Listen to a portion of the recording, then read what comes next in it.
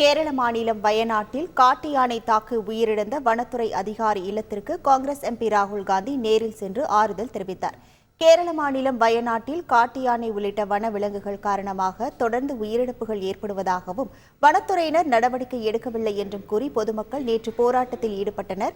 போராட்டம் தீவிரமடையும் நிலையில் உத்தரப்பிரதேச மாநிலம் வாரணாசியில் பாரத் ஜோடோ நியாய யாத்திரை மேற்கொண்டிருந்த ராகுல் காந்தி தனது யாத்திரையை தற்காலிகமாக நிறுத்திவிட்டு வயநாட்டிற்கு அவசரமாக விரைந்துள்ளார்.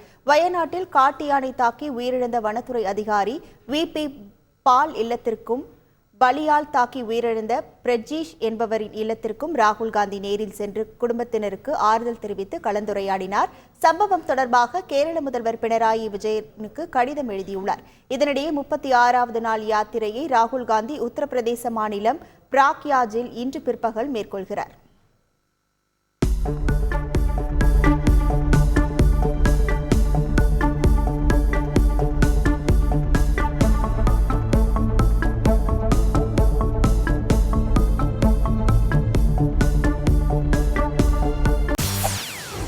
செய்திகளை உடனுக்குடன் தெரிந்து கொள்ள உடனே சப்ஸ்கிரைப் பண்ணுங்க.